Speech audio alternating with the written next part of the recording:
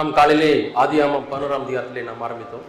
பாபேல் கோபுரத்தை அவர் கட்டும் பொழுது அவருடைய பிரயாசங்களிலே, அவருடைய திட்டங்களிலே, அவருடைய கிரியைகளிலே தேவன் இல்லை.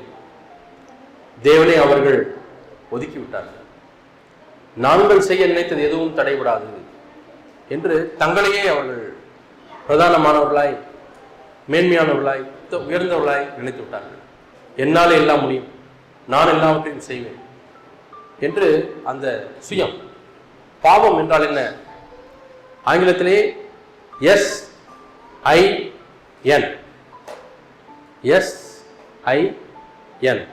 அந்த SIN நடுவில் இருக்கிறது என்ன? I. அதான் பாவத்தின் மையமே I. எனக்கு வேண்டும், ஆகவே திருடுகிறேன். நான் சந்தோஷமா இருக்க வேண்டும், ஆகவே மற்றவர்களை நான் கஷ்டப்படுத்துகிறேன். எனக்கு கிடைக்க வேண்டும், நான் ஏறுவேன். அதே லூசிபருடைய ஆவிதான். அன்றைக்கு பிசாசு எப்படி பிசாசாய் மாறினான்? நான் உன்னதத்திற்கு ஏறுவேன். நான் நான் நான் நான். நம்முடைய உரையாடல்களில் எப்படி இருக்கிறது? அதில் நாம் தேவனை கொண்டு வருகிறோமா, அல்லது தேவனுக்கு பதிலாக எல்லாம் நான் நான் நான் என்றுதான் இருக்கிறோம்? நான் ஒரு கல்லூரியில் வேலை செய்தேன். அந்த கல்லூரியிலே ஒருவர் வேலைக்கு சேர்ந்தார், மைதானம். அவர் கேரளாவிலிருந்து கர்நாடகாவிலே பணியாற்றினார். ஒரு மத்திய அரசாங்க நிறுவனத்தில் பணியாற்றி அவர் ஓய்வு பெற்றுவிட்டார். ஆனால் திருமணம் செய்து கொள்ளவில்லை. ஆகவே மனைவியோ பிள்ளைகளோ உறவினர்களோ யாரும் அவருக்கு இல்லை. பேச்சுலராகவே இருந்து தன்னுடைய வாழ்க்கையை அவர் கழித்து விட்டார். இப்பொழுது அவர் ரிட்டையர் ஆன பணத்தை எல்லாம் கொண்டு வந்து, ஒரு நான் வேலை செய்த அந்த கல்லூரியுடைய ஓனர், அவர் ஒரு பிரசங்கியாரும் கூட, அந்த பணத்தை எல்லாம் கொண்டு வந்து இதையெல்லாம் உங்களுக்கு தருகிறேன், உங்களை நிறுவனத்துக்கு கொடுத்து விடுகிறேன், ஆனால் என்னை நீங்கள் பார்த்துங்க. இவருக்கு நல்ல டீல், அவருக்கு நல்ல டீல். அவை அந்த நல்ல டீலில் வாங்கிவிட்டு இவருக்கு ஒரு வேலை கொடுக்க வேண்டும். என்ன வேலை கொடுப்பது? அவருக்கு ஒரு அட்டெண்டராக போட முடியாது, இவ்வளோ பணத்தை கொடுத்துருக்கிறார். மேலேயும் வைக்க முடியாது, அவருக்கு ஒரு படிப்போ குவாலிஃபிகேஷனோ இல்லை. அவர் ஏதோ ஒரு டூல்ஸ், அதில் வேலை செய்தவர். ஆகவே அந்த நிறுவனத்தின் தலைவர் யோசித்து யோசித்து கடைசியில் ஒரு வேலை அவருக்கு ரெடி பண்ணிவிட்டார். என்ன வேலை என்று சொன்னால், ப்ராப்பர்ட்டி மேனேஜர். அப்படின்னா எல்லா சொத்துக்கும் நீங்கள் தான் மேனேஜர், எல்லா சொத்துக்கும் நீங்கள் தான். அவர் ரொம்ப சந்தோஷம். எல்லா சொத்துக்கும் நான் தான் மேனேஜர், அவர் ரொம்ப சந்தோஷம். இப்போ ஆனால் என்ன வேலை செய்யணும் அவர் சொல்லப்பட்டது? எல்லா டிபார்ட்மெண்ட்லேயும் ஸ்டாக் எல்லாம் ஒழுங்காக இருக்கான்னு பார்க்க வேண்டியது உங்கள் வேலை, ஏன்னா உங்கள் ப்ராப்பர்ட்டி அது. சொன்ன உடனே அவருக்கு நல்ல சந்தோஷம். அப்படி ஒருவர் வந்த உடனே அது எங்க இது எங்கன்னு கேட்பார். நீ யார் அப்படின்னு சில பேர் கேட்பாங்க. அறிந்தில்லையா? எல்லாம் ஞானாக்கும் என்று சொல்லுவார். எல்லாம் ஞானாக்கும் அப்படின்னா எல்லா ப்ராப்பர்ட்டிக்கும் நான் தான் மேனேஜர். கேட்கும்போது சொல்லணும் எங்க இருக்கு என்ன இருக்கு. ஆனால் உண்மையான அவர் பேரே எனக்கு தெரியவே இல்லை. எவ்வளோ வருஷம் வேலை செஞ்சார். எல்லாருமே நாங்கள் கூப்பிடுறது அவர் எல்லாம் ஞானாக்கும் தான் கூப்பிடுவோம். அவர் பேசுவதும் எல்லாம் ஞானாக்கும். அவர் மட்டும் கிடையாது, நமக்குள்ளேயே அந்த சுயம் இருக்கு. என்ன சொல்லுது? எல்லாம் ஞானாக்கும். என்னை கேட்டு செஞ்சீங்களா, என்னை கேட்டு செஞ்சீங்களா, என்னை நான் எங்க மத்தியில் இருக்கேன். அது மத்தியில், ஆனால் மத்தியில் யார் இருக்கணும்? தேவன். அதுக்கு பதிலாக என்னுடைய சுயம், அதுதான் எல்லாம் ஞானாக்கும். அங்கேதான் பிரச்சனை. அந்த சுயம் தான் நான் பாடல் பாடுகிறோம், சுயமெண்ணில் சாம்பலாய் மாற. ஆனால் சுயம் சாம்பலாக மாறுவதற்கு எவ்வளோ போராட்டங்கள். அதை நம்ம எளிதாக ஏற்றுக்கொள்ள முடியவில்லை. யாராவது கொஞ்சம் சுயத்தை தொட்டுட்டோன்னா அப்படியே கொதிச்சு எழுதுறோம். அதை பற்றி 4 பேர்கிட்ட பேசுகிறோம், 4 பேர்கிட்ட கொண்டு போகிறோம், அங்கே போகிறோம், இங்கே போகிறோம். என்ன சுயத்தை கொஞ்சம் தொட்டுட்டார். ஆனால் பாட்டு பாடும்போது சுயமெண்ணில் சாம்பலாய் மாற. அது எப்படி சாம்பலாக மாறும்? 4 பேர் அதை போட்டு தொட்டு தொட்டு இது பண்ணாதானே சாம்பலாக மாறும். இல்லாட்டி எப்படி சாம்பலாக மாறும்? எல்லாம் ஞானாக்கும். இந்த பாபேல் அதனுடைய ஆவி. கர்த்தர் செய்ய நினைத்தது ஒன்றும் தடைபடாது என்பது போய், நாங்கள் செய்ய நினைத்தது ஒன்றும் தடைபடாது. எங்களை யார் கேட்கறது? சில பேர் அப்படி பேசுவாங்க பேச்சுவார்த்தையில். கடவுளே நினைச்சாலும் ஒன்றும் செய்ய முடியாது அப்படின்னு. நம்ம சர்ச்சில் இல்லை, ஒரு இடத்துக்கு போயிருந்தேன். நாங்கள் உள்ள விசுவாச பையன் தான். அப்படி சொல்லாதப்பா, கடவுளே நினைச்சாலும் ஒன்றும் செய்ய முடியாது அப்படின்னு நான் சொல்லுவாங்க. அப்படி சொல்லக்கூடாது வார்த்தையில். விளையாட்டுக்கு கூட நம்முடைய பிள்ளைகள் அப்படி சொன்னாலும் அது சொல்லக்கூடாது. அது பாபேலின் ஆவி. அவர் தான் அப்படி சொல்லுவாங்க. இந்த பாபேல் தான் பின்னாளிலே பாபிலோனாய் மாறியது. பாபிலோன், அதை குறித்து நாம் வாசிக்கிறோம் தானியேல் தீர்க்கதரிசன புத்தகத்திலே 4ஆம் அதிகாரம் 29ஆம் வசனத்திலே வாசிக்கிறோம். 12 மாதம் சென்ற பின்பு ராஜா பாபிலோன் ராஜ்யத்தின் அரமனை மேல் உலாவி கொண்டிருக்கும் பொழுது. இந்த உலாவறதே ரொம்ப டேஞ்சரஸ் வேலை தான். தாவீது உலாவி கொண்டிருக்கும் பொழுது பிசாசு அவனை கவினான். இச்சை அவனை கவியது, பாவம் அவனை கவியது. அதே போல இங்கே ராஜா அவர் உலாவி கொண்டிருக்கும் பொழுது அவருடைய எண்ணத்தை தூண்டி விடுகிறான் சாத்தான். பா, நீ எவ்வளோ பெரிய நகரத்தை கட்டியிருக்க பார்த்தியாப்பா, உன்னையே நீ அப்ரிஷியேட் பண்ணிக்க, உன்னையே நீ மெச்சிக்கொள், உன்னையே நீ பாராட்டிக்க. 30ஆம் வசனத்தில் சொல்லுகிறான், உலாவி கொண்டிருக்கும் பொழுது சொல்லுகிறான், இது என் வல்லமையின் பராக்கிரமத்தினால், என் மகிமை பிரதாபத்திற்கென்று ராஜ்யத்துக்கு அரமனையாக நான் கட்டின மகா பாபிலோன் அல்லவா. என் மகிமைக்கென்று ஆண்டவர் சொல்கிறார், இந்த மகிமையை வேறொருவனுக்கும் நான் கொடை, என் துதியை நான் யாருக்கும் கொடுக்க மாட்டேன், அவருடைய சாயலை நான் கொடுக்குறேன்றார். யோவான் 17ஆம் அதிகாரத்திலே நீர் எனக்கு கொடுத்த மகிமை இவர்களுக்கு தந்தேன்னு சொல்றார். அந்த மகிமை வேற, அது மகிமையின் சாயல், தாழ்மை, பொறுமை, அன்பு, அது போன்ற தேவனுடைய சாயல் நமக்கு தரார். ஆனால் இங்கே சொல்லப்பட்ட மகிமை வேறு. இந்த மகிமை, மகத்துவம், மலையாளத்தில் ஒரு பாட்டு இருக்குது, மகத்துவமும் ஞானமும் சக்தியும் வெகுமானம் எல்லாம் தேவனுக்கு. மகத்துவமும் கனமும் மகிமையும் எல்லாம் அவருக்கு மட்டும். அந்த துதியை தேவன் யாருக்கும் கொடுக்க மாட்டார், ஒருவருக்கும் கூட சொல்ல. அது நம்முடைய பாதுகாப்புக்கு தான். கொஞ்சம் கொடுத்தாலும் நம்ம அப்படியே விழுந்துருவோம். நம்முடைய பாதுகாப்பு தான், கொடுக்க மாட்டேன்னா அவர் செல்ஃபிஷா வச்சுட்டு இருக்காருன்னு அப்படி அர்த்தம் இல்லை. இங்கே சொல்லுறோம், இங்கே வாசிக்கிறோம், இந்த வார்த்தை ராஜாவின் வாயில் இருக்கும் போதே வானத்திலிருந்து ஒரு சத்தம் உண்டாகி ராஜாவை நேபுகாத்நேச்சாரே ராஜ்யபாரம் முன்னை விட்டு நீங்கிற்று. தேவன் நேபுகாத்நேச்சார் மேல் அன்பு வச்சிருந்தார். எப்படி சாலமோன் இருதயத்தை கடினப்பட்டு தேவனே வேண்டாம் ஒதுங்கி போன பிறகும் 2 முறை பிரத்யட்சமாய் தரிசனமாகி பேசினார். அந்த தேவன் இப்பொழுது நேபுகாத்நேச்சாரத்தில் ஒரு கிரியை செய்ய ஆரம்பிக்கிறார். அந்த ராஜ்யம் அவனை விட்டு அகன்று போனது. அது எப்படி மாறிட்டான்? 32ஆம் வசனம், மனுஷர் நின்று தள்ளப்படுவாய், வெளியின் மிருகங்களோடே சஞ்சரிப்பாய், மாடுகளைப் போல புல்லை மேய்வாய். இப்படியே உன்னதமானவர் மனுஷனுடைய ராஜ்யத்தில் ஆளுகை செய்து தமக்கு சுத்தமாய் இருக்கிறவனுக்கு அதை கொடுக்கிறார் என்பதை நீ அறிந்து கொள்ள மட்டும். நீ உன்னை அறிந்து கொள்ள வேண்டும். அந்த ஞானம் உனக்கு வெளிப்பட வேண்டும். ஞானம் நீ பாலகனா இருந்தால் தான் வெளிப்படும். நான் வாசித்தமல்ல மத்தேயு 11ஆம் அதிகாரத்திலே கல்விமான்களுக்கும் ஞானிகளுக்கும் ஆண்டவரை மறைத்து பாலகருக்கு வெளிப்படுத்தினார். இப்ப நீ ராஜாவா இருக்கிற, கல்விமானா இருக்கிற, பலசாலியா இருக்கிற, ராஜாவா இருக்கிற, பாபிலோனை கட்டிட்ட, வல்லமின் பராக்கிரமம் மகிமையெல்லாம் எடுத்துக்கொண்டாய். இந்த நிலையிலே என்னுடைய ஞானத்தை உனக்கு நான் விளங்க செய்ய முடியாது. உனக்கு என்னுடைய ஞானத்தை நான் வெளிப்படுத்த வேண்டும் என்று சொன்னால் நீ பாலகனை போல மாற வேண்டும். ஒரு சாதாரண ஒரு ஆளை வந்து ஈஸியா பாலகனை போல மாற வச்சிடலாம். ஒரு ராஜாவை மாற வைக்கணும்னா ரொம்ப கஷ்டமான வேலை. அந்த கஷ்டமான வேலையை ஆண்டவர் செய்வேன் என்று சொன்னார். எப்படி என்று சொன்னால் 7 வருஷம் மனுஷனை தள்ளப்படுவாய். புத்தி பெசகி போய் இப்ப காட்டுல போய் சுத்திட்டு இருக்கான். நகெல்லாம் கழுகு நகத்தை போல வளர்ந்து கண்ட இலையை எடுத்து சாப்பிட்டு, காட்டுல கிடைக்கிறத சாப்பிட்டு, நல்லா முடியெல்லாம் வளர்ந்து ஜடையாகி, குளிக்காம, வஸ்திரம்லாம் அழுக்காகி, மிருகத்தோட மிருகமா 7 வருஷங்கள். ஏன்? பாலகனாய் மாற வேண்டும். உயர போக போக போக நாம் பயப்பட வேண்டும். ஏனென்றால் நம்மை தாழ்த்துவதற்கு தேவன் அதிக பிரயாசம் எடுக்க வேண்டும். கடினமான பாதையை நாம் சந்திக்க வேண்டும். அதுக்கு மாறாக நம்மையே தாழ்த்தி விட்டார். ஆண்டவரே நான் ஒன்றுமில்லை, ஆண்டவரே நான், சங்கீதம் 103:14 வாசிக்கிறோம், நாம் மண் என்ற தேவன் நினைவு கூறுகிறார். ஆனா நாம் நம்மள ஆண்டவர் எப்படி நினைக்கிறோம்? நம்மள பெரிய ஆள் நினைச்சிருக்கார் ஆண்டவர், பெரிய ஞானி, பெரிய பலசாலி, பக்தி உள்ளவர், அப்படி இப்படி இல்லை. ஆண்டவர் எப்படி நம்ம நினைவு கூறுகிறார்? பார்க்கும்பொழுது மண் என்று நினைவு கூறுகிறார். ஆண்டவரே நான் மண் தான் ஆண்டவரே, நான் எப்படி மேன்மை பாராட்ட முடியும்? ஒரு வீடியோவில் ஒரு நாட்டில் நடக்கக்கூடிய நிகழ்ச்சியை வீடியோ எடுத்து போட்டிருந்தாங்க. இது போல் பெரிய ஹால், இந்த ஹாலில் நிறைய படுக்கையில் பார்த்தீங்கன்னா எல்லாம் பெரிய பெரிய ஆட்களாக எல்லாம் படுத்துருக்காங்க. ஆனால் உயிர் இல்லை. அவங்களே இப்போ அடக்காராதனை நடத்தணும். அந்த அடக்காராதனை எப்படின்னா எல்லாரும் படுத்திருக்காங்க, பார்க்கும்போது எல்லாம் வெள்ளை கட்டலில் வெள்ளை துணியெல்லாம் போட்டு அதில் படுத்திருக்காங்க, பெரிய விராட்டு.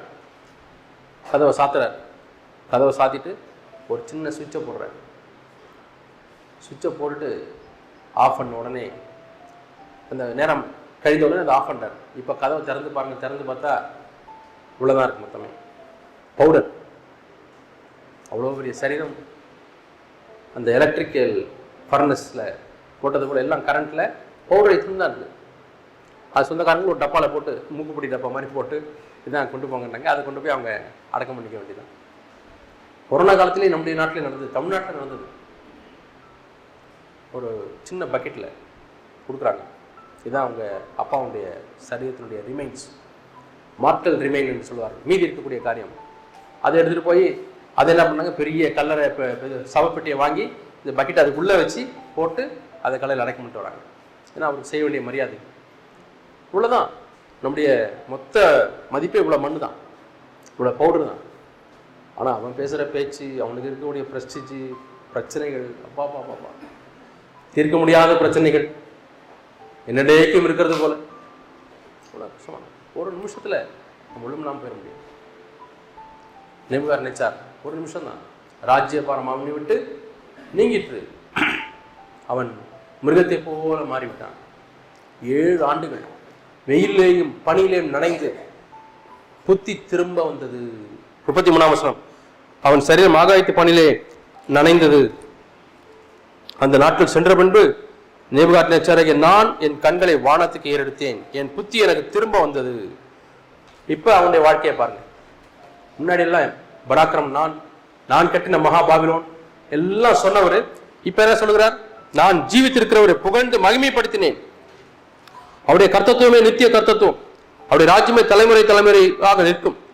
இப்ப நேபுகாத்நேச்சார் ஆண்டவரே நான் ஒண்ணுமில்லை அப்படின்னு சொல்றதை விட்டுட்டு எந்த அளவு கீழே போயிட்டார்னா, பூமியின் குடிகள் எல்லாத்தையும் சேர்த்தாலும் கூட ஒன்றுமில்லை.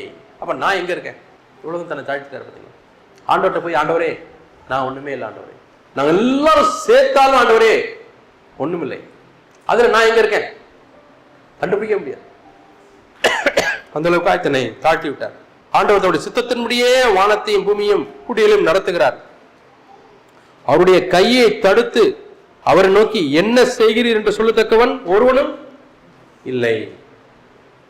அங்கே நாம் வாசித்தோம், நாங்கள் செய்வதை தடை செய்பவர் யார்?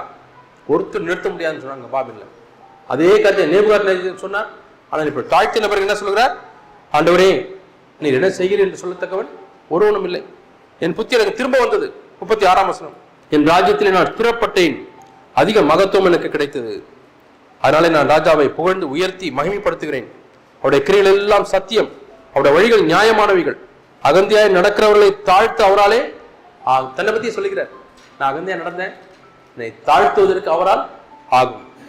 அப்படி நாம் மத்தேயு 15ஆம் அதிகாரம், அங்கே பரிசேயர்கள் தங்களை தாழ்த்த முடியாமல் இடர்கள் அடைந்தார்கள். அதை நாம் 12ஆம் வசனத்தில் வாசிக்கிறோம். அப்பொழுது அவருடைய சீஷர்கள் அவரிடத்தில் வந்து பரிசேயர் இந்த வசனத்தை கேட்டு இடர்கள் அடைந்தார்கள் என்று அறிவீரோ. ஆண்டவர் நல்ல சத்தியத்தை, தூய்மையான சத்தியத்தை சொல்றார். மனுஷனுடைய கற்பனைகள் எல்லாம் உபதேசங்களா போதிக்கிறீங்களே, வீணா எனக்கு ஆராதனை செய்கிறீங்களே அப்படின்னு 9ஆம் வசனத்துல சொல்கிறார். 10ஆம் வசனத்தில் நீங்களாவது கேட்டு உணருங்கள். இப்ப பரிசேயர்கள் என்ன செய்தாங்க? இடர்கள் அடித்து போயிட்டாங்க. பெருமைதான் ஒரு மனிதனை இடர்கள் அடையச்சு. அதுக்கு பிறகு ஆண்டவர் சொல்கிறார், 11ஆம் வசனம் சொல்கிறார், என் பரமபிதா நடாத நாற்றெல்லாம் வேரோடே பிடுங்கப்படும். ஆண்டவரே ஒரு காரியத்தை செய்யலன்னா அது நிக்காது. ஆண்டவரே என்னுடைய வாழ்க்கையில நானே செய்ய வேண்டாம் ஆண்டவரே, நானே ஆவிக்குரியனை போல நானே எல்லாத்தையும் நான் செய்ய வேண்டாம் ஆண்டவரே, நீங்க செய்யுங்க ஆண்டவரே. ஏன்னா நான் ஏதாவது செஞ்சேன்னா அது வேரோடே பிடுங்கப்படும். ஒரு செடியை நம்ம மண் லெவல்ல அறுக்கலாம், அறுத்தாலே இந்த செடி போயிடுச்சுன்னு அர்த்தம். ஆண்டவர் அது பின்னாடி துருத்திடக்கூடாதுன்னு சொல்றதுக்காக அது வேரோடே பிடுங்குறாங்க. ஆமாண்டவரே என்னுடைய பிரயாசங்கள், என்னுடைய சொந்த கிரியைகள், என்னுடைய நாம வைமிக்காய் நான் செய்யக்கூடிய கிரியைகள் எதுவா இருந்தாலும் அது வேரோட இப்பவே நீங்க இப்படிங்க போட்டுக்காரு. நித்தியத்துல போய் அல்ல ஆண்டவரே, இப்ப நீங்க இப்படி போடுங்க. என் வாழ்க்கையில அப்படிப்பட்ட எண்ணங்களே வேண்டாம். ஏதாவது ஒரு சிந்தை என்னுடைய நாம வைமிக்காய், என்னுடைய பிரஸ்தாபத்துக்காய், என்னுடைய மேன்மைக்காய், நேபுகாத்நேச்சாரை போல எந்த ஒரு எண்ணமா இருந்தாலும் இப்ப அதை நீங்க எப்படிங்க போட்டுங்க ஆண்டவரே. நம்ம அப்படி சொல்லுவோம் மாட்டோம்.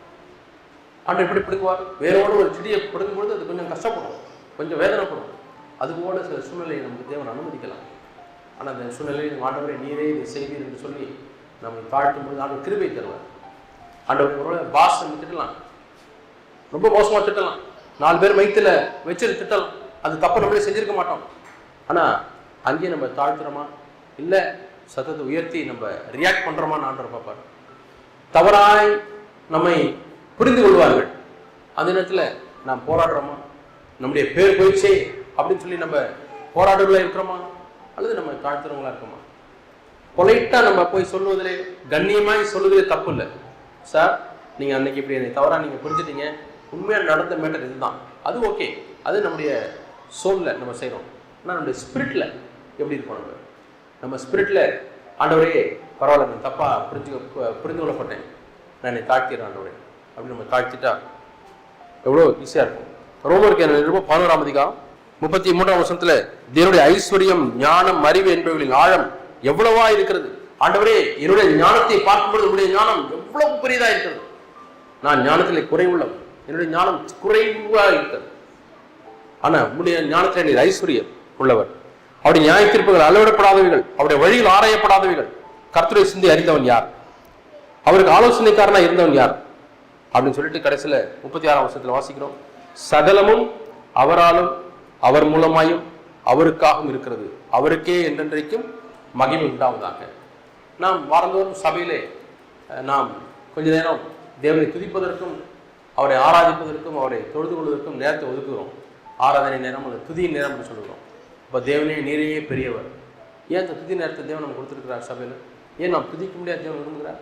அந்த ஒரு காரியம் தான் சாத்தான் செய்ய மாட்டான். சாத்தான் தேவனை துதிப்பானா, தேவனை வணங்குவானா? அவன் அது தனக்கு தேவை என்று கேட்டான். நான் உணர்த்துக்கிறேன், நான் சிங்காசனம் விட்டிருப்பேன், நான் யாருக்கும் அடிபடிய மாட்டேன். அதுதான் அவனுடைய ஆவி. இப்ப அந்த ஆவியை மேற்கொள்ளணும்னா நம்ம என்ன சொல்லணும்? ஆண்டவரே நான் என்னை தாழ்த்துகிறேன், நான் ஒரு மனுஷன், நீர்தான் தெய்வம், நான் தேவன் அல்ல. பிசாசு ஆதாமை சொல்லித்த முதல் சோதனை, ஆதாம் எவ்வளவு சொல்லித்த சோதனை. கண்கள் திறக்கப்பட்டு நீங்களும் தேவனை போல மாறலாம், தெய்வத்தை போல நீ மாறலாம், நீயும் தேவனை போல மாறலாம், உன்னை எல்லாரும் ஆராதிப்பாங்க. அதான் மனிதனுக்கு அந்த சோதனை. நான் தான் இந்த சுயம் வலிமையா இருந்தால் எல்லாரும் எனக்கு ஆராதனை செய்யணும், எல்லாரும் என்னை தொழுது கொள்ளணும், எல்லாரும் நான் சொல்றபடி கேட்கணும், ஏன் விருப்பப்பட்டு நடக்கணும். இந்த சுயம் அவ்வளவு வலிமையா இருக்கு. சகோதரிகளுக்குள்ள அந்த ஆவி எழும்புறது எப்ப பார்க்கணும்னா தன்னுடைய மகனுக்கு கல்யாணம் ஆன உடனே. மகனுக்கு கல்யாணம் ஆன உடனே முதல்ல மருமகனை வந்து ஆராதிக்கணும், மருமகன் நான் சொல்றபடி கேட்கணும். அதுதான் மாமியார் மருமகன் பிரச்சனை வருகிறது. அந்த லூசிபருடைய அதே ஆவிதான் மருமகளை கஷ்டப்படுத்துறது. சில சமயம் அப்சைட் டவுனாக இருக்கலாம், சில சமயம் மருமலை வந்தோடனே மாமியார் எனக்கு கிடைச்சாங்கன்னு சொல்லி ஆட்டி படைக்க சொல்லி அவங்கள அது மாதிரி பண்ணலாம் அப்படின்னு சில இடங்கள் நடக்கிறது. ஆனால் அந்த ஸ்பிரிட் அதே தான். அந்த ஆவியை தான் நேபுகாத்நேச்சாரிலே வாசிக்கிறோம். நேபுகாத்நேச்சார் இருக்கிறதை நான் பார்க்கிறோம். தானியேல் 3ஆம் அதிகாரம் 1ஆம் வசனத்திலே வாசிக்கிறோம்.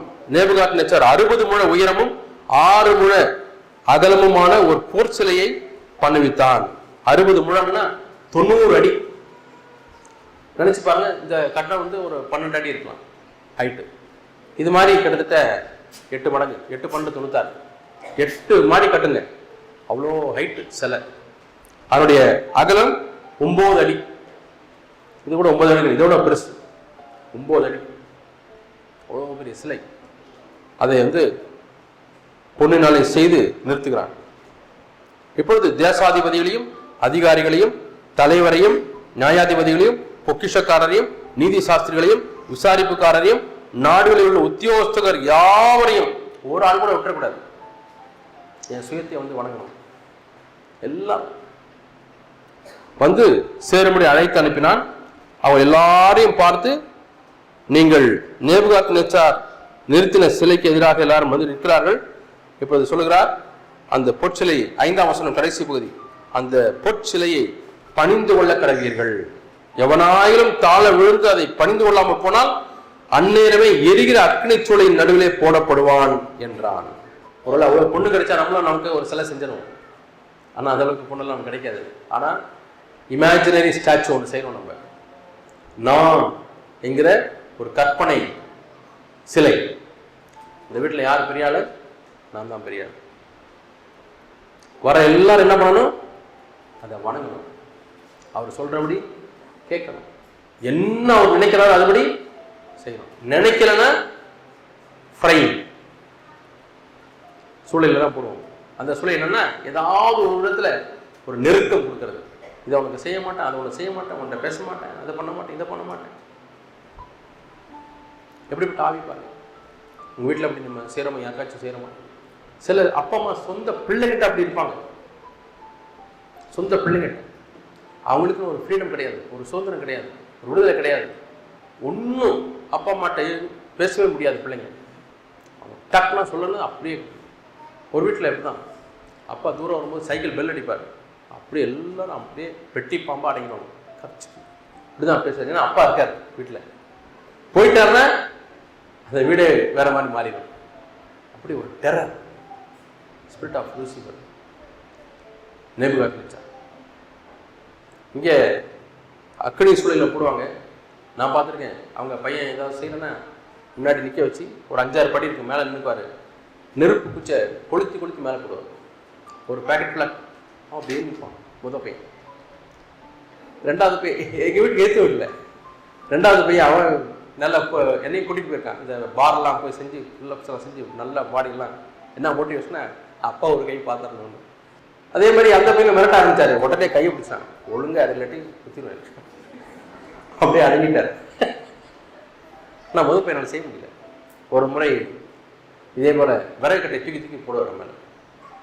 காயங்கள் அப்படியே போயிடும். பையன் ஒன்று கொடுத்து போய் போடா அப்படின்வார். அந்த சின்ன ஒரு பையன் கொடுத்து ஒரு தடவை அவனே காணோம். எங்கன்னே தெரியல. எல்லாம் தேடி பார்க்குறாங்க. எங்கள் அப்பாவும் ரொம்ப தேடுறாங்க.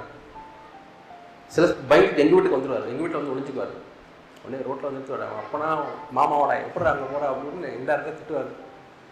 அப்படி எல்லாம் தேடி போயிட்டு இருக்கும்போது பார்த்தா ஒரு பிரிட்ஜு அடியில் மயங்கி கிடக்கிறான். பிரிட்ஜுக்கு அடியில் போய் படுத்துட்டாப்புல மயங்கி. எவ்வளோ மணி நேரம் மயங்கி கிடந்தது தெரியல. டெரர். என் பேச்சை கேட்கலன்னா அதுபோல் ஆண்டவரே உங்களுடைய பேச்சை நானும் கேட்கணும், எல்லாரும் கேட்கணும் ஆண்டவரே. ஜான் வெஸ்லி சொல்லுறார் தன்னுடைய ஊழியத்தில், எனக்கு நீங்கள் கீழ்ப்படியாமல் போயிட்டீங்கன்னா அது பாவமே கிடையாது. ஆனால் ஆண்டவருக்கு நீங்கள் கீழ்ப்படியாமல் போயிடாது. எல்லாரையும் நம்ம தேவனிடத்திலேயே சேர்த்துலாம் இருக்க வேண்டும். ஆனால் பிசாசு எல்லாரும் தனக்கு அடிபடிய வேண்டும் என்று விரும்புகிறான். அவன் எவ்வளோ பெரிய ஆளாக இருந்தால் இயேசுவே வந்து எனக்கு என்கிட்ட நீ பணிந்து கொண்டு கேட்கறது எவ்வளோ தைரியம் இருக்கும் அவனுக்கு. நீ தேவகுமாரன்னா மேலே இருந்து குதியும். அப்புறம் என்ன சொல்லுறான்? நீ தாழ விழுந்து நீ பணிந்து கொண்டான். உனக்கு எவ்வளோ இயேசுட்டே டெம்ப் பண்ணாவன். உங்களை நீ சோதிக்க மாட்டானா? என்னை பணிந்து கொண்டால் இவ்வளோ மகிமையும் ராஜ்யம் எல்லாம் உங்களுக்கு தருவேன். இன்றைக்கு அநேக விக்கிரங்கள் என்று சொல்லப்படக்கூடிய விக்கிரங்களுக்கு பின்னாக பதுங்கி இருக்கான். பதுங்கி ஜனங்கள் வந்து தோப்புகாரம் போடுறதையும் பணிகிறதையும் அவன் என்ஜாய் பண்ணுகிறான். அநேகர் வர வேண்டும் விரும்புகிறான். ஆனால் அந்த ஸ்பிரிட்டுக்கு நம்ம இடம் கொடுக்கவே கூடாது. ஆண்டவரே, நான் தேவன் அல்ல, நான் தெய்வம் அல்ல, ஆராதனை நான் விரும்பவில்லை, எனக்கு யாரும் அடிபணி நான் விரும்பல ஆண்டவரே, மூக்கு எல்லாரும் அடிபணிட்டு ஆண்டவரே, நீர் தேவன். அதான் ஆராதனை. ஆதாம் ஏவாள் தெய்வத்தை போல மாறலாம் அப்படின்னு நினைச்சாங்க. கண்கள் திறக்கப்படும். அது என்ன தெய்வம்னா எல்லாரும் எனக்கு அடிபணிக்கணும். பிசாசு தன்னோட ஆளை சேர்க்கிறான். ஏன்னா நாளைக்கு வந்து ஆதாம் ஏவாளுக்கு எல்லாரும் பணிஞ்சாங்கன்னா அவன் பின்னாடி இருந்து அந்த ஆராதனை தான் ஏற்றுக்கொள்ளலாம் என்ற ஆசை. தேவதூதரை வைத்து தன்னை ஆராதிக்கலாம் என்ற ஆசை. ஆண்டவரே நீரே பெரியவர். மெய்யான மனதிரும்புதல் நம்மை மெய்யான ஆராதனைக்குள்ளாய் நடத்தும். மெய்யான மனதில் ஆராதனை ஏதோ பாடலும் ஆடலும் கிடையாது. அது ஆட்டிடியூட், ஒரு மனப்பான்மை. என்ன மனப்பான்மை? ஆண்டவரே, ஐ எம் நாட் காட். நான் போய் எல்லாரும் எனக்கு கீழ்ப்படின்னு எதிர்பார்க்கக்கூடாது. அப்படி எதிர்பார்க்க தப்பு. அந்த டிமாண்டிங்கே அப்படி இல்லை. ஆண்டவர் வேண்டாம். ஆண்டவர், ஐ எம் நாட் காட், நீங்கள் தான் தெய்வம். ஆண்டவர், என் பிள்ளைங்க உங்களுக்கு கீழ்ப்படிட்டு இருந்தாங்க. உங்களுக்கு கீழ்ப்படியும் போது பிள்ளைகளே பெற்றோரை கனம் பண்ணுங்கள். அந்த வசதி கீழ்ப்படியும் போது ஆட்டோமேட்டிக்காக உங்களை கனம் பண்ணுவாங்க உங்கள் பிள்ளைங்க. அது வேறு. அது இட்ஸ் ஸ்பிரிட் ஆஃப் கிரைஸ்ட். ஆனால் ஸ்பிரிட் ஆஃப் டிமாண்டிங் இங்கே இருக்கக்கூடாது யாருமே. அவங்க இமேஜினரியாய் நேபுகாத்நேச்சார் செய்தது போல நாம் கற்பனையாய் நமக்கு சுயத்துக்கு ஒரு பெரிய சிலையை செய்து எல்லாரும் இதை வணங்கணும். வணங்காட்டி அவங்களுக்கு கொடுக்கக்கூடிய கஷ்டத்தை பார்த்து வேலை ஸ்தலத்தில் பாஸ் அந்த மாதிரி சலசத்தில் இருக்கலாம், அந்த ஸ்பிரிட்டோடு இருக்கலாம். அப்படின்னா கஷ்டம்தான். ஆனால் ஆண்டவரே உம்மை நான் வணங்கட்டும், நான் தேவன் அல்ல, நீரே மெய்யான தேவன். ஆகவே நம்முடைய சுயம் நமக்கு ஒரு பெரிய ஒரு விக்கிரகமாய் மாறிவிட முடியும். அவர் செல்ஃப் விக்கிரமாய் மாறி அந்த சுயத்தை நானும் வணங்குகிறேன், மற்றவர்களும் அந்த விக்கிரகத்தை வணங்க முடியாய் எதிர்பார்க்கலாம். அது குடும்பத்தில் ஆரம்பிக்கலாம். கணவனாய் மனைவியாய் இருக்கும் பொழுது நீங்கள் அப்படி மாறிவிட வாய்ப்பு இருக்கிறது. இரண்டாவது உதாரணத்தை நான் உங்களுக்கு காண்பிக்க விரும்புகிறேன். 1 சாமுவேல் 2ஆம் அதிகாரம் 29ஆம் வசனம். ஆண்டவருடைய மனபாரத்தை இங்கே பதிவிட்டிருக்கிறார். ஏலியை குறித்து மனபாரம். ஏலி யார் என்று சொன்னால் பெரிய ஆசாரியர், சீனியர் பிரீஸ்ட், அது சீனியர் பாஸ்டர் போல வயதான ஒரு ஆசாரியர். ஆனால் ஆண்டவர் தம்முடைய பாரத்தை சொல்லுகிறார். என்ன சொல்லுகிறார் என்றால், நீ என்னுடைய சமூகத்தில் ஏபோத்தை தரித்து கொண்டிருக்கிறாய். அந்த ஆசாரியனுக்கு இருக்கக்கூடிய அந்த விசேஷத்தை ஒரு பகுதி ட்ரெஸ் ஏபோத்தை தரித்து கொண்டிருக்கிறாய். என் வாசஸ்தலத்திலே செலுத்தும்படி நான் கட்டளையிட்ட என் பலியையும் என் காணிக்கையும் நீங்கள் உதைப்பானேன். இஸ்ரவேலின் காணிக்கைகளில் எல்லாம் பிரதானமானவர்களை கொண்டு உங்களை கொழுக்க பண்ணும்படிக்கு நீ என்னை பார்க்கிலும் உன் குமாரரை மதிப்பானேன் என்கிறார். என்னை பார்க்கிலும் உன்னுடைய குமாரரை அதிகமாய் மதிக்கிறார். அந்த குமாரர் என்ன செய்யறாங்கன்னா, காணிக்கையில சர்ச்சில் வந்திருக்கக்கூடிய காணிக்கை பலிகள்லாம் உதைக்கிறாங்க காலில். எப்போ ஒன்று காலம் உதைப்பாங்க, மதிக்காமல் இருக்கும்போது அதை உதைப்பார்.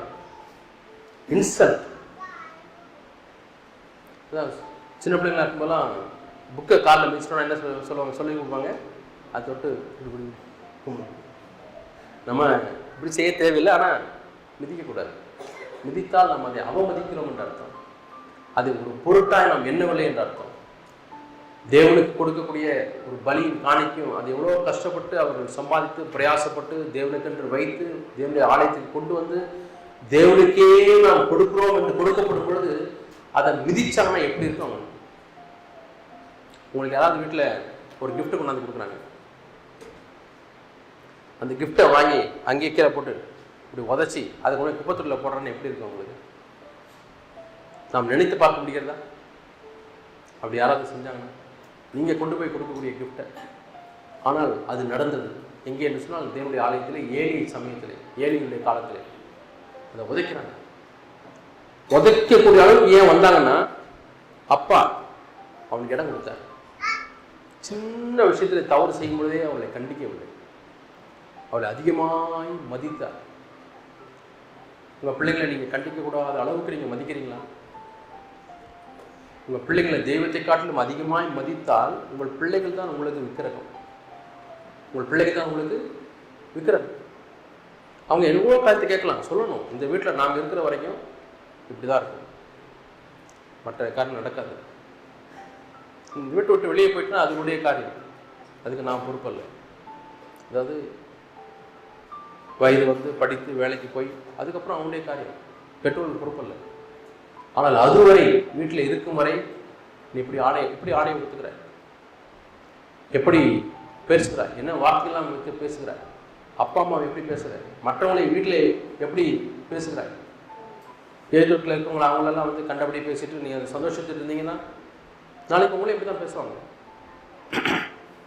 ஒரு ஆர்ஃபனேஜில், ஒரு ஓல்டேஜ் ஹோம், அதில் ஒரு பையத்தினுடைய அம்மாவை சேர்த்து விட்டலாம். அந்த அம்மா இப்போ சாக போகிறாங்க. சாக போகிற நேரத்தில் அந்த ஓல்டேஜ் நடத்துகிறவங்கள்ட்ட சொல்கிறாங்க, என் பையனை கொஞ்சம் வர சொல்லுங்கள், நான் கடைசியாக அவனை பார்த்து பேசணும் அப்படின்னு சொல்கிறாங்க. உடனே இந்த பையனை கூட்டிகிட்டு வராங்க. கூட்ட உடனே, என்னம்மா நல்லா இருக்கியா, எப்படி இருக்கம்மா கேட்குறாங்க. சரிப்பா, நான் சாக போகிறேன், உன்ட்ட ஒரு சில ரெக்வஸ்ட்டை நான் வைக்கிறேன். என்னம்மா சொல்லுங்கம்மா.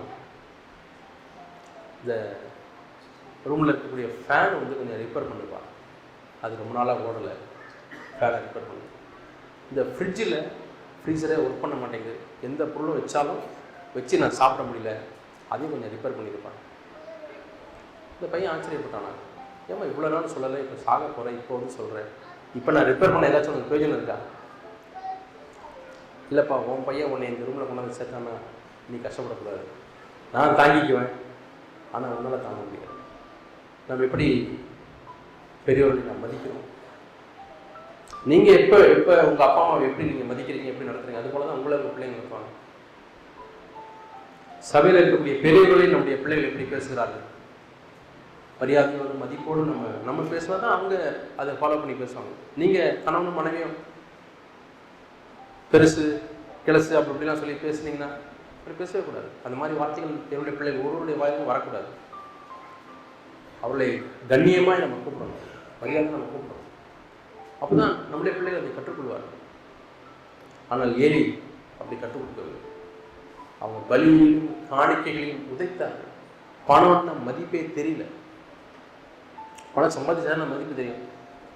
சின்ன வயசுலேருந்தே அப்பாவுக்கு எல்லாரும் வந்து கொடுக்குறாங்க, காணிக்கையாக கொடுக்குறாங்க. பணம் மதிப்பே தெரியல, காணிக்கையுடைய மதிப்பு தெரியல. இன்னைக்கு அப்படி எவ்வளோ பாசனுடைய பிள்ளைகள் இருக்கிறாங்க. நம்முடைய பிள்ளைகளுக்கு அதில் மதிப்பை நாம் கற்றுக் கொடுக்க வேண்டும். பணம் எவ்வளோ கஷ்டப்பட்டு வருது, நாம் பிள்ளைகளை கூட்டிக் கொண்டு போக வேண்டும். ஆனால் தேங்க் காட், உங்களில் அநேகர் நீங்கள் வந்து கடினமாக வேலை செய்கிறவர்கள், உங்கள் பிள்ளைகள் நீங்கள் எவ்வளோ கடினமாக வேலை செய்வதை பார்த்துருக்கிறார். ஆனால் பட்டணங்களில் இருக்கிறவர்களாம் அப்படி பார்ப்பதில்லை. அவங்களை கூட்டி போய் காமிக்கணும். ஒரு விவசாயி எவ்வளோ கஷ்டப்பட்டு வேலை செய்கிறாரு, ஒரு நெல்லை அரிசியாக ஆக்குவதற்கு. நம்முடைய தாட்டிலே சாப்பாடு வரும்பொழுது எவ்வளோ பேர் வேலை செய்கிறாங்க.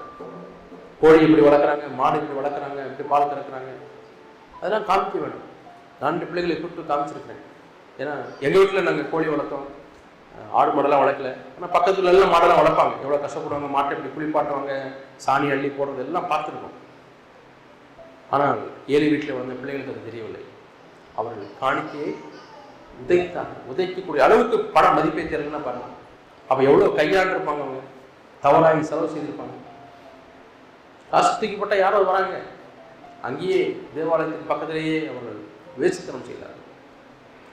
இதெல்லாம் தேவன் பார்த்து அடுத்த ஆள் ரெடி பண்ணுறார் ஆண்டவர். அது வரைக்கும் அவன் ஆசாரனாகவே வச்சிருக்கிறார்.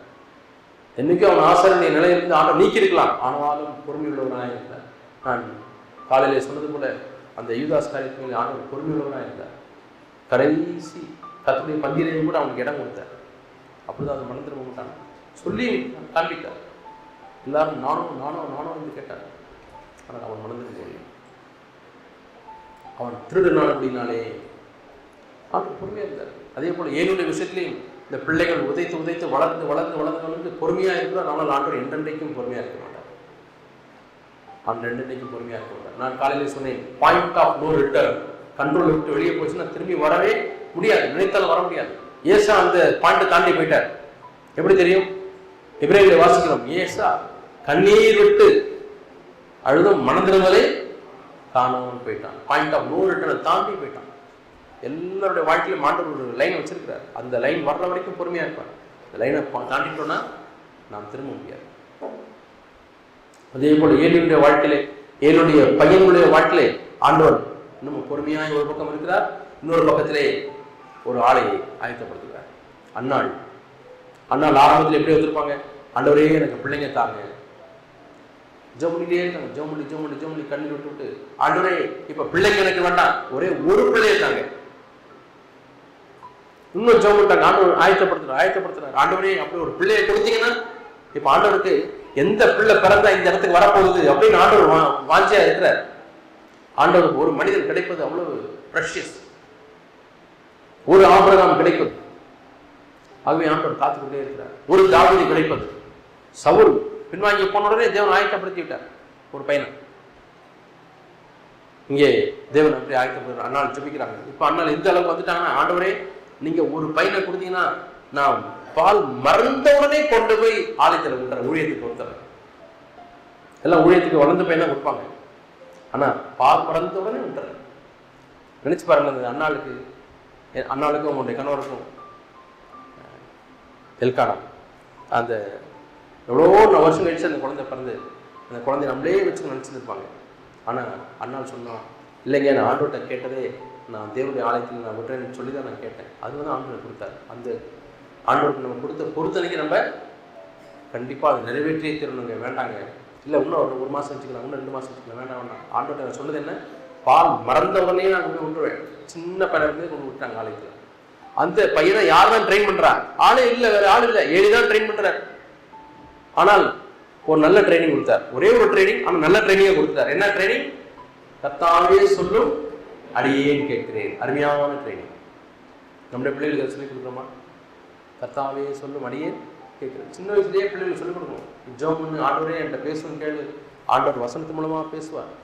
தேவனுடைய ஆலயத்தில் நீ கேட்ட வார்த்தைகள் மூலமாய் பேசுவார், சூழல் மூலமாய் பேசுவார். ஜெபம் கேளு. ஆனால் நாம் எப்படி இருக்கிறோம்? ஏழையை போல இருக்கிறோமா? பிள்ளைகிட்ட வந்து கர்த்தாவே சொல்லும் அடியே கேட்குன்னு சொல்லி கொடுத்துட்டு நம்ம ஆண்டு சத்தத்தை கேட்கறது இல்லை. அப்படி நம்ம இருக்கோமா? ஏழி அவர் சத்தத்தை கேட்டாரா? அவர் ஆண்டு சத்தத்தை கேட்கறது இல்லை, கேட்க மாட்டாரு. ஆனால் சாமுவேலுக்கு சொல்லித்தரார். பரிதாபமான தலைவருடைய பரிதாபமான நிலைமை. ஆண்டவரே, நான் குடும்ப தலைவனாக இருந்தால் நான் முதல்ல நம்முடைய சத்தத்தை கேட்கிறேன், நான் உடைய வார்த்தைக்கு நான் கீழ்படிக்கிறேன். குடும்ப தலைவியாக இருந்தால் நான் முதல்ல நம்முடைய வார்த்தைக்கு கீழ்படிக்கிறோம். நான் கீழ்படியாமல் என் பிள்ளைங்க கீழ்படியா எப்படி நான் எதிர்பார்க்க முடியும்? பிள்ளைங்க எப்படி பிரதர் என் பையன் நான் சொன்னாவே கேட்க மாட்டேங்கிறான், சர்ச்சுக்கு வர மாட்டேங்கிறான் அப்படின்னா ஏதோ சில சூழலில் நீங்கள் கீழ்படியாமல் இருக்கிறதையும் சபைக்கு வருவதற்கு விருப்பப்பட்டு இருக்கிறதையும் அவன் பார்த்துருக்கான். சின்ன வயசில் ஏதோ ஒரு சிலர் பார்த்துட்டான். அப்படி இருக்க வேண்டாம். சபையை பிரதானமாய் நம் பிள்ளைகளுக்கு காண்பிப்போம். சபையில் உள்ள சகோதரர்களை மதிக்க நாம் கற்றுக் கொடுப்போம் பிள்ளைங்களுக்கு. ஆனால் ஏழை கற்றுக் கொடுக்கவில்லை. ஏழை சபைக்கு வரவங்களாம் தூசு மாதிரி இருக்க கற்றுக் கொடுத்து விட்டார். அவன் யாரா சொல்றதுக்கு? நீ பாட்டு செய்டா. எவ்விதமான ஆவியை நம்முடைய பிள்ளைகளுக்கு நாம் வைத்து செல்கிறோம். அது ஒரு பெரிய ஊழியம். தேவனுக்கு அடுத்த தலைமுறையிலே தலைவர்கள் தேவை, சீஷர்கள் தேவை. இந்த புது உடன்படிக்கையுடைய சத்தியத்தை அடுத்த தலைமுறைக்கு எடுத்து செல்கிறது யார்? எளிதாய் டைல்யூட் ஆயிட முடியும். வேண்டாம். ஆண்டவரே, என்னுடைய குடும்பத்தின் மூலமாய் என்னுடைய சபை டைல்யூட் ஆயிட வேண்டாம். என்னுடைய குடும்பத்தில் எத்தனை பேர் இருக்காங்க அத்தனை பேர் சீஷராக்கி ஆண்டவரே நான் கொடுக்கணும் சபைக்கு. நல்ல ஒரு தீர்மானம் அது. ஆண்டவரே, என் பிள்ளைகள் சீஷனா மாற்றுங்க ஆண்டவரே. பிள்ளைங்க வழி விலகி போயிடக்கூடாது ஆண்டவரே. பிள்ளைகளுக்காக ஜெபிக்கக்கூடிய ஜெபம் ஜாக் சொல்லுவாங்க, அது உன் பிள்ளைகளை கட்டக்கூடிய கயிறு. தூரம் போகலாம், ஆனால் உங்கள் கையில் அந்த கயிறு இருக்கும். ஒரு லிமிட்டை தாண்டி போக முடியாது, வந்துடுவான். வாலிப வயதிலே பிள்ளைகளுக்கு ஒரு சில பள்ள மேடுகள் ஏற்படும். அதை நீங்கள் சீரியஸாக எடுத்து நீங்கள் கவலைப்பட தேவையில்லை, சரியாக வந்துடுவான். ஆனால் அதில் நீங்கள் போராடி மனசு விட்டுறக்கூடாது. டீனேஜில் ஒரு சேஞ்ச் வரும். ஏன்னா நான் சின்ன பிள்ளையா அல்லது பெரிய பிள்ளையா அப்படின்னு போராட்டம் உள்ள வரும். நிறைய ஹார்மோன்களாக சுரக்கக்கூடிய பகுதி டீனேஜ். அதில் இருக்கக்கூடிய போராட்டங்களை நம்ம அதிகமாக அவங்க அண்டர்ஸ்டாண்ட் பண்ணணும், அதிகமாக அன்பு கூறணும். அவங்க ஓடுற மாதிரி நம்ம வச்சுக்கூடாது. நான் சொல்லி நல்ல ஒரு குடும்பம் என்று சொன்னால் காலேஜுக்கு போகும்போது பிள்ளைங்க அழுவும், ஐயோ அப்பா அம்மா விட்டு போகிறோமே, எப்படா விட்டு பிச்சுட்டு போகும் அப்படின்னு சொன்னால் சம்திங் இஸ் ராங் அர்த்தம். இவர்கள் காணிக்கையும் பலியும் மதித்தார்கள், உதைத்தார்கள்.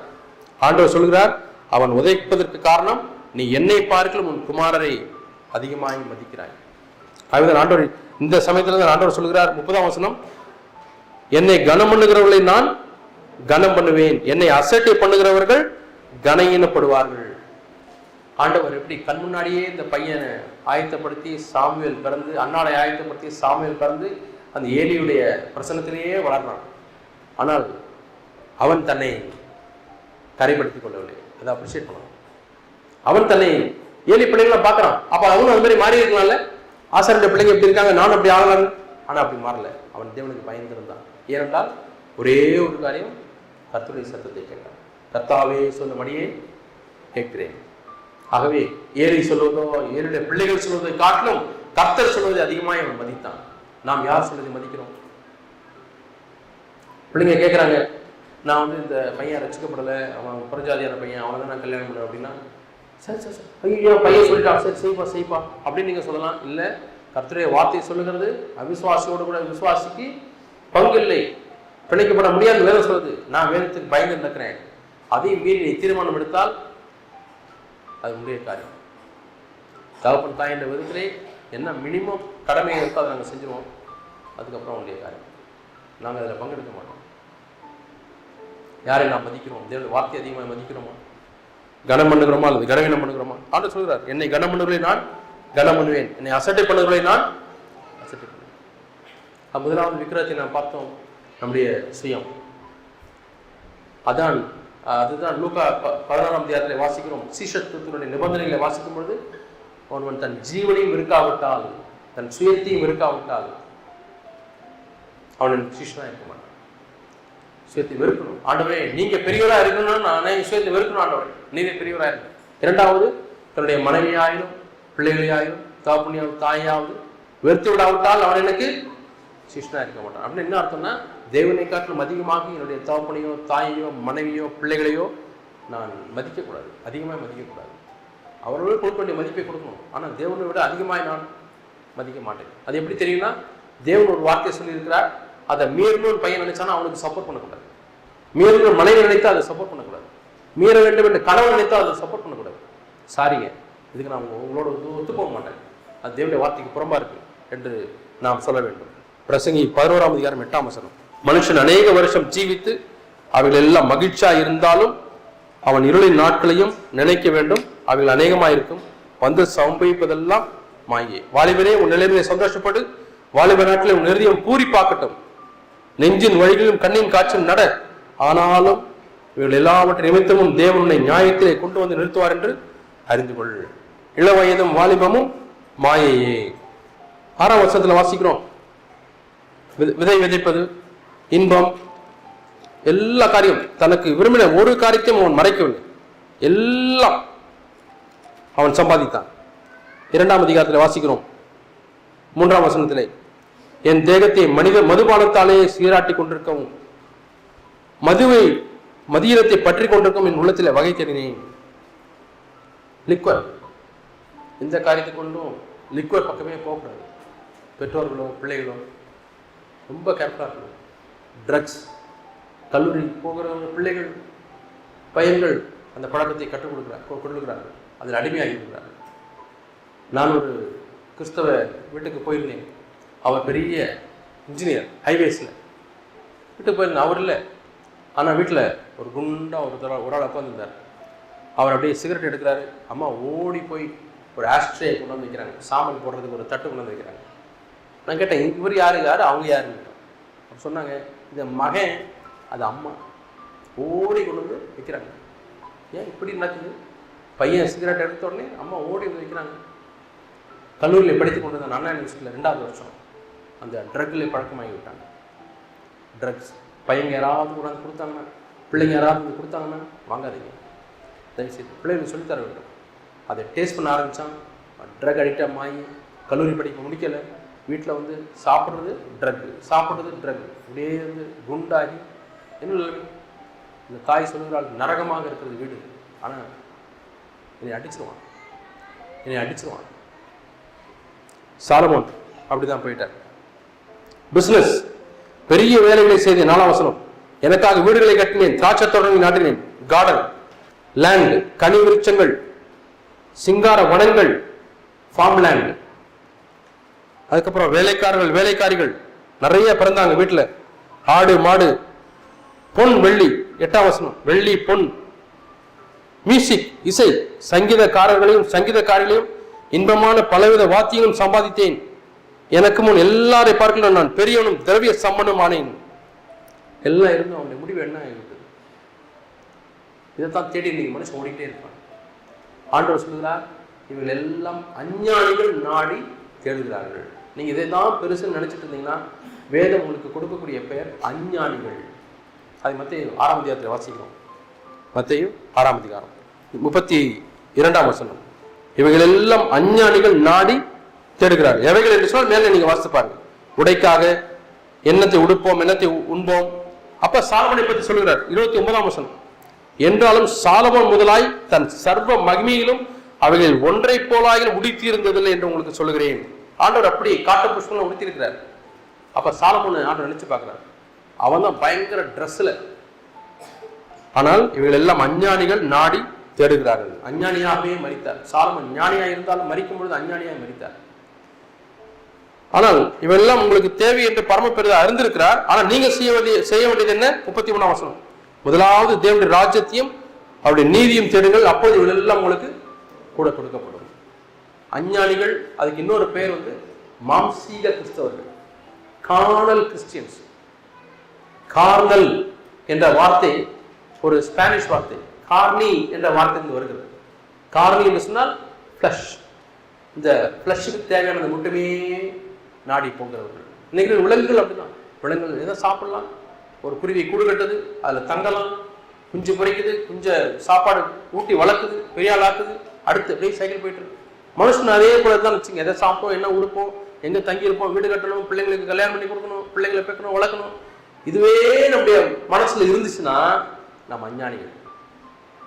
அது வெளியே போய் ஆண்டவரே உம்முடைய ராஜ்யத்தை நான் தேடணும், உம்முடைய நீதியை தேடணும், நான் உம்முடைய நீதியை செய்யணும் ஆண்டவரே, உம்முடைய நீதியை நான் படிக்கணும் ஆண்டவரே, உம்முடைய நீதியை நான் கேட்கணும் ஆண்டவரே, உம்முடைய வசனத்தின்படி நான் நடக்கணும் ஆண்டவரே. இதுவே நம்முடைய சிந்தனை நிறைந்திருந்தால் நீங்களும் நானும் ஞானிகள். ஆண்டவரே நான் உடைய ராஜ்யத்தை தேடுறேன், உடைய காரியத்தை நான் பார்க்குறேன் ஆண்டவரே, என்னுடைய காரியத்தை நீங்க பார்த்துங்க ஆண்டவரே. என்ன நல்லா ஒரு அற்புதமான வாழ்க்கை. ஆனால் நான் ஆண்டவரை தேடும்போது ஒரு காலம் ஆண்டவரை விட்டு விடுகிறவர்கள அவர் நான் எல்லாம் பொறுப்படுத்திக் கொள்ளேன்னு சொல்லுறேன். நான் பொறுப்படுத்திக் கொள்ள வேண்டும் சொல்கிறேன். ஆகவே இந்த சீஷத்துவ நிபந்தனைகளிலே 3 நிபந்தனைகள் உதாரணங்களை நாம் பார்த்தோம்.